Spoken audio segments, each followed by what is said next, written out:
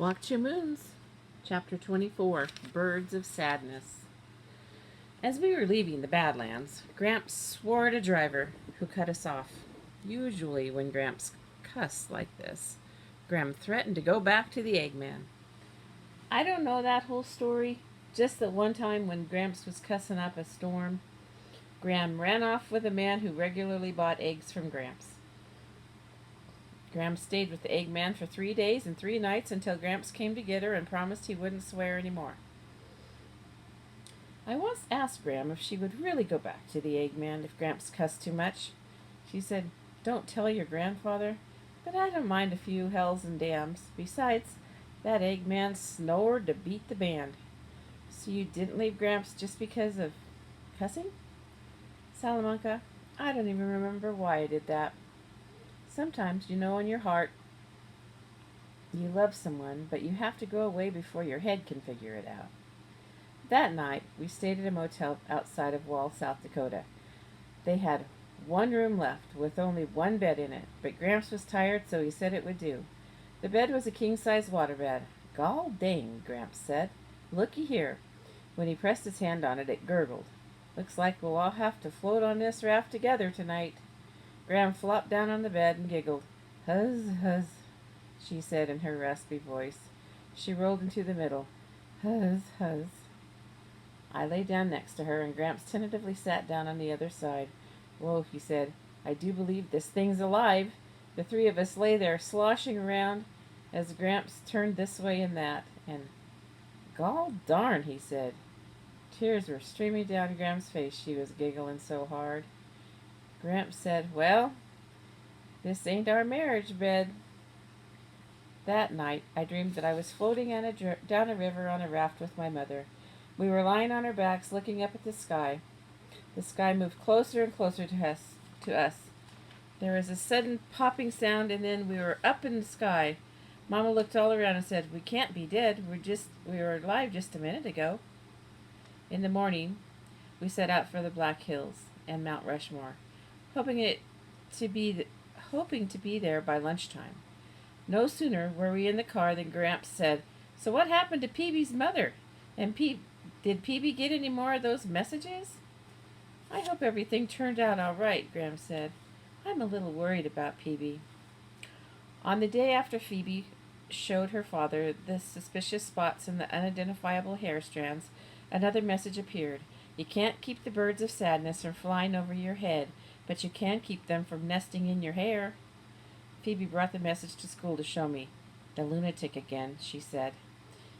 "If he has already kidnapped your mother, why would he still be leaving messages?" "They're clues," she said. At school, people kept asking Phoebe about her mother's business trip to London. She tried to ignore them, but it wasn't always possible. She had to answer some of the time. When Megan asked Phoebe what signs her mother had seen, what sights her mother had seen, Phoebe said, "Buckingham Palace." "Well, of course," Megan nodded knowingly. "And Big Ben," and Phoebe was struggling. "Shakespeare's birthplace?" "But that's in Stratford on Avon." Avon. Megan said, "I thought your mother was in London. Stratford is miles away. Did she go on a day trip or something?" "Yep, that's what she did. She went on a day trip." Phoebe couldn't help it. She looked as if a whole family of birds of sadness were nesting in her hair. In English class, Ben had to give his mythology report. He was nervous. He explained that Prometheus stole fire from the sun and gave it to man. Zeus, the chief god, was angry at man and at Prometheus for taking some of his precious sun. As punishment, Zeus sent Pandora, a woman, to man. Then Zeus chained Prometheus to a rock and sent vultures down to eat Prometheus's liver. In Ben's nervousness, he mispronounced Prometheus, so that when he actually said was that Zeus sent vultures down to eat Porpoise's liver. Mary Lou invited both me and Phoebe to dinner that night. When I phoned my father, he did not seem to mind, and I knew he wouldn't. All he said was, "That would be nice for you, Sal. Maybe I'll go eat over at Margaret's." Chapter 5. Cholesterol. Dinner at the Finneys was an experience. When we arrived, Mary Lou's brothers were running around like crazed animals, jumping over the furniture and tossing footballs. Mary Lou's older sister, Maggie, was talking on the telephone and plucking her eyebrows at the same time. Mr. Finney was cooking something in the kitchen with the help of 4-year-old Tommy. Phoebe whispered, "I'm not too optimistic about the possibilities of this meal."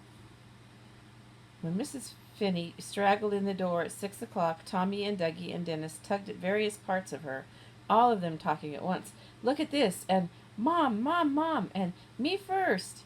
She made her way into the kitchen, trailing all three of them like a fishhook that has snagged a tangle of old tires and boots and other miscellaneous rubbish. She gave Mr. Finney a sloppy kiss on the lips, and he slipped a piece of cucumber into her mouth. Mary Lou and I sat at the table, although I think it was largely a wasted effort. Everyone descended on the table in a chaotic flurry, knocking over glasses and sending forks onto the floor and picking up plates, which did not match, Phoebe pointed out to me, and saying, "That's my plate. I want the daisy. That's my plate. I want the daisy plate. And give me the blue one. It's my turn for the blue plate." Phoebe and I sat between Mary Lou and Ben. In the center of the table was a whopping platter of fried chicken. Phoebe said, "Chicken? Fried? I can't eat fried foods. I have a sensitive stomach." She glanced at the 3 pieces of chicken on Ben's plate. "You really shouldn't eat that, Ben. Fried foods aren't good for you. First of all, there's the cholesterol." Phoebe removed 2 pieces of chicken from Ben's plate and put them back on the serving platter. Mr. Finney coughed, and Mrs. Finney said, "You're not going to eat the chicken then, Phoebe?" Phoebe smiled. "Oh, no, Mrs. Finney. I couldn't possibly. Actually, Mr. Finney, you shouldn't be eating it either. I don't know if you are aware of this, but men should really be careful about the cholesterol." Mr. Finney stared down at his chicken. Mrs. Finney was rolling her lips around peculiarly, but by this time the beans had been passed to Phoebe. "Did you put butter on those beans, Mrs. Finney?" "Yes, I did. Is there something wrong with butter?" "Cholesterol," Phoebe said. "Cholesterol in the butter." "Ah," Mrs. Finney said. "Cholesterol." She looked at her husband. "Be careful, dear. There's cholesterol on the beans." I stared at Phoebe. I'm sure I was not the only one in the room who wanted to strangle her. Ben pushed his beans to one side of his plate. Maggie picked up a bean and examined it. When the potatoes came around, Phoebe explained that she was on a diet and could not eat starch. The rest of us looked glumly down at our plates. There was nothing at all on Phoebe's plate. Mrs. Finney said, "So what do you eat, Phoebe?" "My mother makes special vegetarian meals, low calorie and no cholesterol. We eat a lot of salads and vegetables. My mother's an excellent cook." She never mentioned the cholesterol in all those pies and brownies her mother made. I wanted to jump up and say, "Phoebe's mother has disappeared, and that's why Phoebe's acting like a complete donkey," but I didn't. Phoebe repeated, "A truly excellent cook." "Marvelous," said Miss Finney. "And what do you propose to eat tonight? I don't suppose you have any unadulterated vegetables?" "Unadulterated?" Mrs. Finney said. "It means unspoiled, without any butter or stuff added." "I know what it means, Phoebe," Mrs. Finney said. "I can eat unadulterated vegetables. Or if you have any red bean salad handy, or stuffed cabbage leaves, broccoli and lentil casserole, macaroni and cheese, vegetarian spaghetti." One by one, everyone at the table turned to stare at Phoebe. Mrs. Finney got up from the table and went to the kitchen. We heard her opening and closing cupboards. She returned to the door. "Wait, muesli?" she asked Phoebe. "Can you eat muesli?" Phoebe said, "Oh, yes, I eat muesli for breakfast." Miss Finney disappeared again and returned with a bowl of dried up muesli and a bottle of milk. "For dinner?" Phoebe asked. She gazed down at the bowl. "I usually eat it with yogurt on it, not milk," she said. Mrs. Finney turned to Mr. Finney. "Dear, did you buy yogurt this week?" "Blast it. How could I forget the yogurt?" Phoebe ate her dried up muesli without milk. All through dinner I kept thinking of Bybanks and what it was like when we went to my grandparents' house for dinner. There was always tons of people, relatives and neighbors, and lots of confusion. It was a friendly sort of confusion, and it was like that at the Finneys. Tommy spilled 2 glasses of milk. Dennis punched Dougie, and Dougie punched him back. Maggie socked Mary Lou, and Mary Lou flipped a bean at her. Maybe this is what my mother had wanted, I thought, a house full of children and confusion. On the way home I said, "Didn't everyone seem unusually quiet after dinner?" Phoebe said it was probably because of all that cholesterol sitting heavily in their stomachs. I asked Phoebe if she wanted to spend the weekend at my house. I'm not sure why I did this. It was an impulse. I had not yet invited anyone to my house. "I guess that is, if my mother is still here," she coughed. "Let's go ask my dad."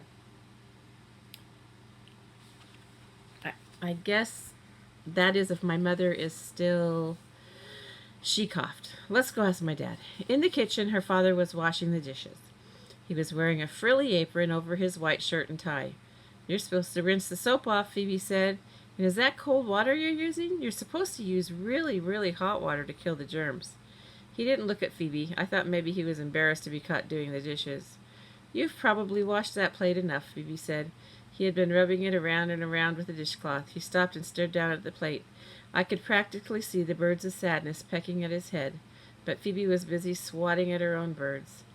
Did you call all of Mom's friends? Phoebe asked. Phoebe, he said, I'm looking into it. I'm a little tired. Do you mind if we don't discuss it right now? But don't you think we should call the police, Phoebe?